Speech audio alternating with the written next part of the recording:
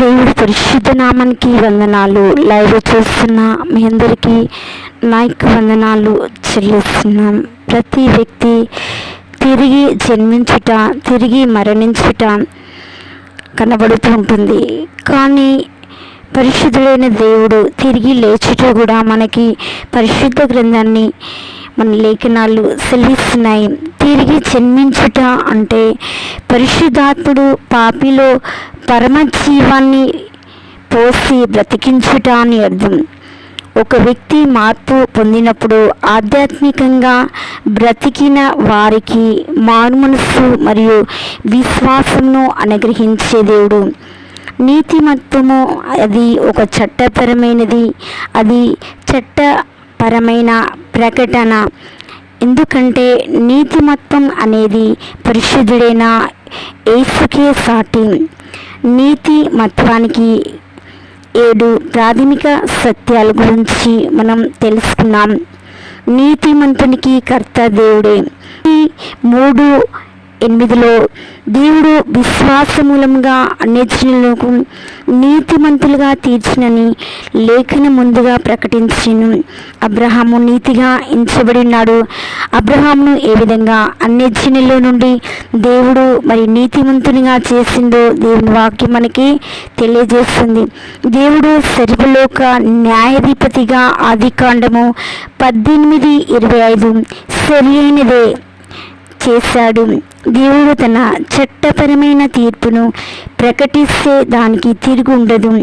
యోహాను 5:24 ఈ లోకంలో చట్టపరమైన తీర్పులు అనీతితో, అక్రమంతో, అవిధేయతతో కూడినవి. కానీ దేవుని యొక్క తీర్పు న్యాయమైనది. దేవుడు ఏది చేసినా న్యాయమైనదిగా, చట్టబద్ధమైనదిగా చేయుటకు సమర్థుడు. రెండవదిగా నీతిమత్వమునకు ప్రతినిధి ప్రభువైన యేసే. గలతీ 2:15-17 యేసుక్రీస్తునందలి విశ్వాసం వలనే నీతిమంతులము. యోహాను 5:26-27 తండ్రి కుమారుని ద్వారా ఈ కార్యం చేస్తున్నాడు. మూడవదిగా నీతిమత్యము యొక్క పద్ధతి ఉచిత కృప. రోమా 3:24 కాబట్టి నమ్మువారు ఆయన కృప చేతనే ఉచితముగా నీతిమంతులని తీర్చబడుచున్నారు.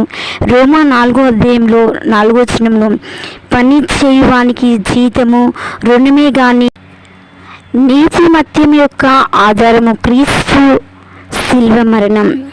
2 కొరింథీ 5:21 రోమా 5:9 రోమా 3:21 మనకి కనిపిస్తుంది. నీతిమంతుని యొక్క మానవ విశ్వాసం. రోమా 3:21 4:5 గలతీ 5:5 ఫిలిప్పీ 3:9 హెబ్రీ 7 మానవుని యొక్క విశ్వాసం గురించి మనకి కనిపిస్తుంది. అదేవిధంగా రక్షణలో దేవుడు మన కొరకు కలిగి ఉన్నదంతయు విశ్వాసం చేత నీతిమత్వం యొక్క ఫలము. రోమా 5:1-5 వరకు కనిపిస్తుంది. నీతిమత్వం యొక్క రుజువు సత్క్రియ. నీతిమత్వం యొక్క ఫలితము దేవునితో సమాధానము, ఆయన సన్నిధి ప్రవేశం మరియు ఆయన మహిమ యొక్క నిరీక్షణ. యేసుక్రీస్తును ఎరుగుట మరియు ఆయన పునరుత్థానంలో పాలు పొందుట.